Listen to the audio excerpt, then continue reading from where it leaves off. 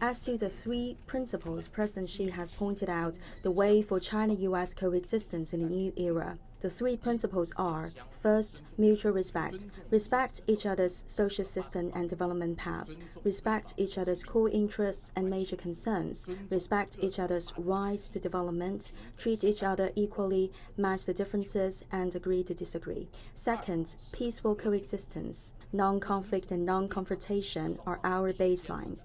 And third, cooperation for win-win. China and US have intertwined interests. The world is big enough to allow for our respective and common development. We have to stick to the mutual interests and abandon the zero-sum game and I win you lose mentality. We have clear commitments.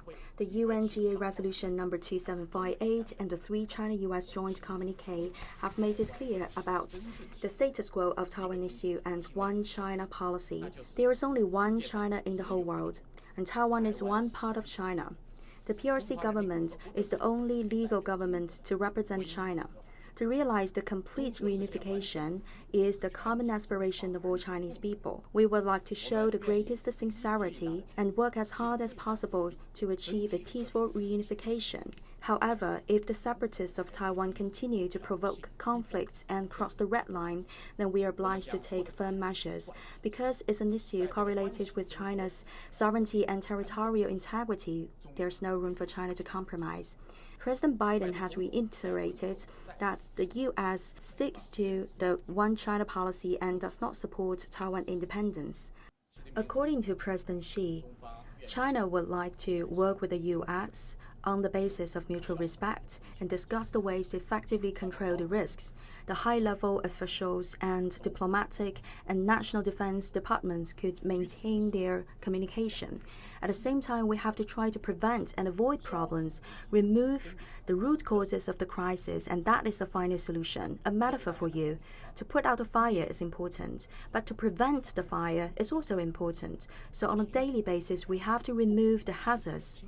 And to set up the rules or the guardrails, it should be decided on an equal basis and by both of the parties, and then we abide by the results of discussions. It's not like one party imposing something onto the other.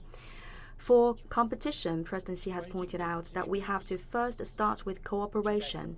There are areas of competition in cooperation, like economy, but competition should be fair and favorable to our own development and mutual development. Today's virtual meeting takes place at a critical moment with the two state leaders steering the boat of the China-US relations. It is of great significance for the next stage of development, and it will have an important influence. President Xi and President Biden have agreed to maintain contact through multiple channels. And for all different types of communications, including face-to-face contacts between the two state leaders, we are very open and we decided to follow the flow. The most important part is that we have to meet each other halfway, create a sound environment to make sure that our meeting could have positive results. If the US-China relations cannot go back to the past, then we have to face towards the future. The Chinese side does not have any fantasy, but we have the confidence. We will continue to stay solid. For all the options that are favorable to the China-US relations, we are open to that. At the same time, we have to abide by the principles. In conclusion, those are the three principles mentioned by President Xi today: mutual respect, peaceful coexistence, and cooperation for win-win.